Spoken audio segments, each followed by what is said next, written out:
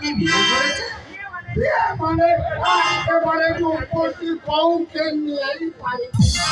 তারপর তারপর ও আবার কাণ্ড, সে কি বউ খুলে গেলে বাবু, দেখলে দু নয়ন শান্ত হয়ে গেল।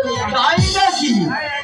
আরে গায়ে 1 ইঞ্চি জামা, আরে মাথায় বেল বাবা চুল, আরে নাকের নিচে কাপড়, যেন হিন্দি সিনেমার নাই।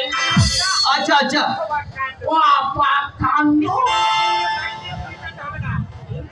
হিন্দি বই দেখতে গিয়ে লাইন ধরে আর টিকিট কাটতে হবে না। এই যে রূপসী আমি এসেছে, তাকে দেখলে তোর নয়ন শান্ত হয়ে যাবে। তাহলে তো একবার দেখতে হয়। আরে চলো নাতি কালে দিকে একবার বেরিয়ে আসে। তাই যাওয়া যাবে। আরে জানেন পুলকের বাবু, আরে প্রশান্ত চৌধুরী দিনটা একেবারে ভেঙে গেছে। কোথায় আছে না বিমান? অতিবার বেরো না, ঝড়ে ভেঙে দেবে। আবার অতি ছোট হয়েও না, ছাগলে মুড়িয়ে খাও।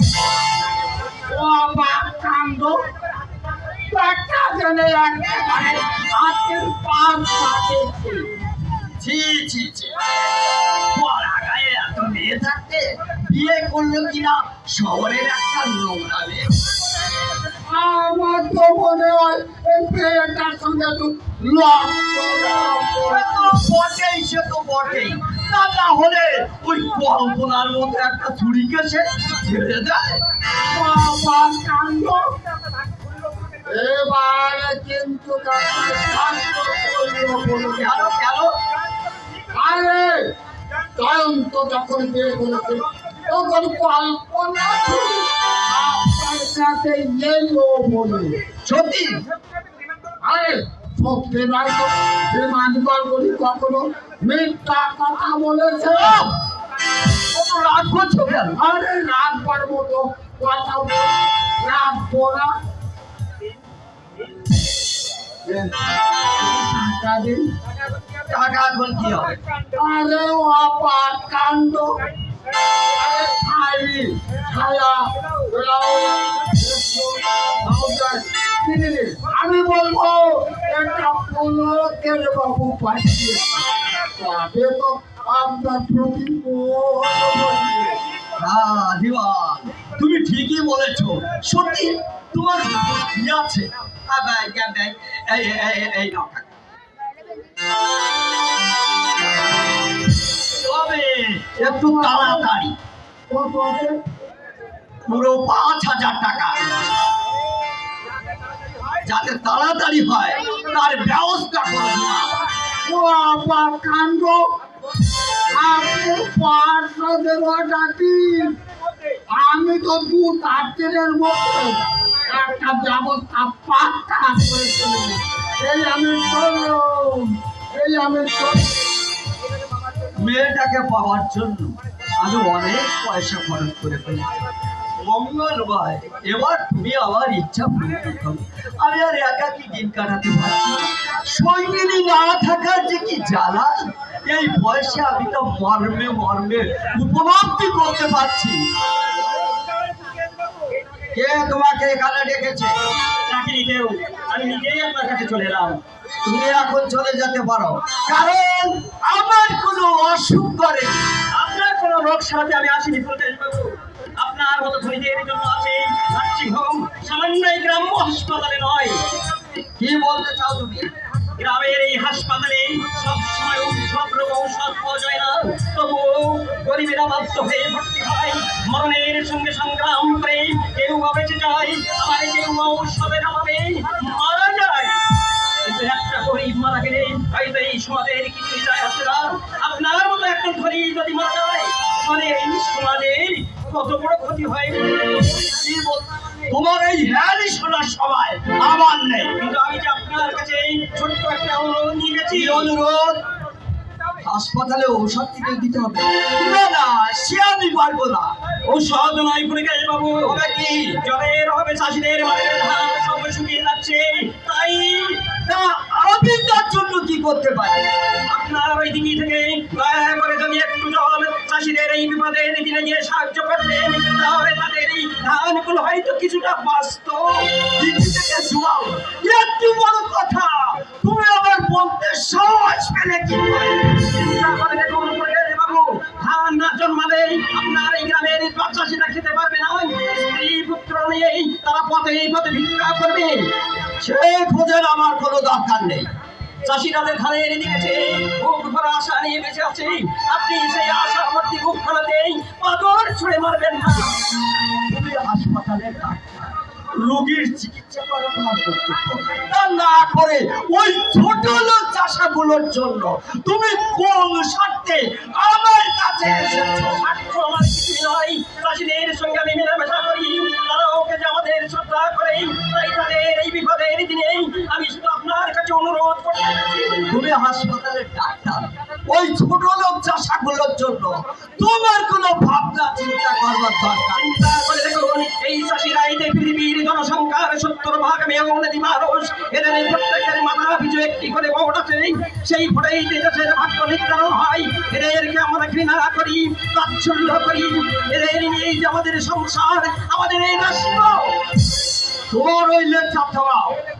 ভেবে দেখুন, এরাই যদি একদিন জোট বেঁধে একটা দল তৈরি করে বসে, এদের মধ্যে প্রায় একজন লোক আমাদের মাথায় উঠে বসবে, মন্ত্রী হবে, আমাদেরকে শাসন করবে। তোমার জলে ভাসে ডাক্তার, পাথর কখনো জলে ভাসে না। না পুলিশ বাবু, এমন একদিন আসবে, সেদিন দেখবেন পাথরও জলে ভাসবে। যাক, তুমি এখন যেতে পারো। আমি আপনার কাছে বড় জোরে বিনতি করছি, দয়া করে এবারের মতো জল একটু জল আপনি দিন। এক ফোঁটা জল তুমি পাবে না।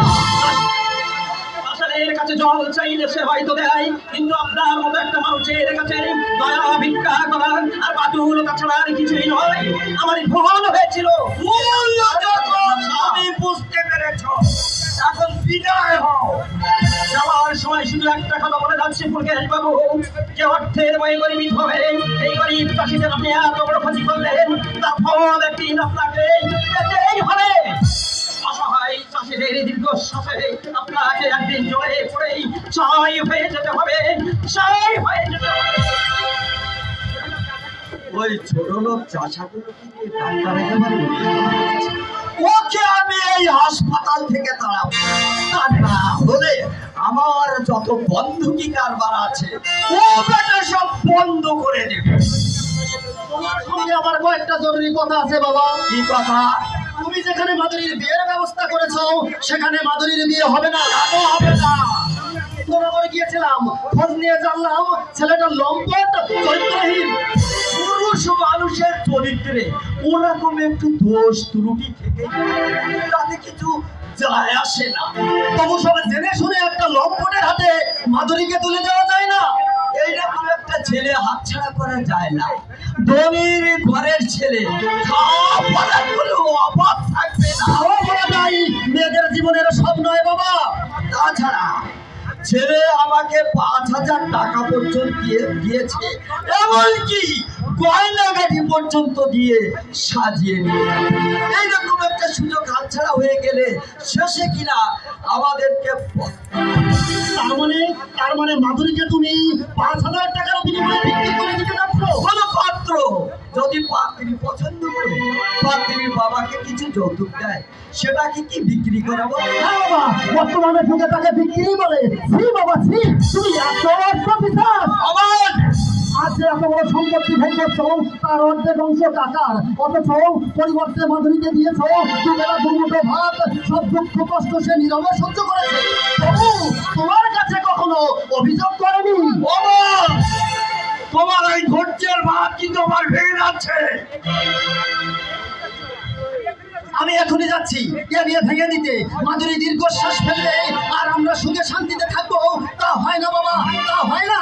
তার ওই দীর্ঘশ্বাসে পড়ে ছাই হয়ে যাবে আমাদের সংসারের সব সুখ শান্তি। কোথায় আছো? আনন্দ না তো কেন? এ বিয়ে ভেঙে দিতে ভালো পাত্রের হাতে মাধুরীকে আমি সম্প্রদান করব। সংসারের সমস্ততা পৃথিবীতে মাধুরীর কেউ না থাকলেও আমি তার পাশে ছায়ার মতো থাকবো। আর আর সেখান থেকে তাকে কেউ চিনে নিতে পারবে না বাবা, কোনোদিন না, কোনোদিন না। ৫,০০০ টাকা আমার হাত না, এ বিয়ে আমি ভাঙতে দেবো না, অবনের এই ঔদ্ধত দেবো না, আমি কিছুতেই সহ্য করবো না, কিছুতেই না। হ্যালো সম্মানিত সুধী মন্ডলী, এতক্ষণ ধরে আপনারা যাত্রাপালা উপভোগ করছেন, একঘেয়েমি কোনো কিছু ভালো লাগে না, তাই আপনাদের মনোরঞ্জনের জন্য এবার একটি কৌতুক, তারপর আবারও পালায় ফিরে যাব। কৌতুকই আসে বর্তমান বাংলাদেশে প্রাপ্ত তেতুলিয়া পর্যন্ত অপ্রতিদ্বন্দ্বী কমিটি কিং বাবলু ভাই, মঞ্চে আসছি বাবলু ভাই।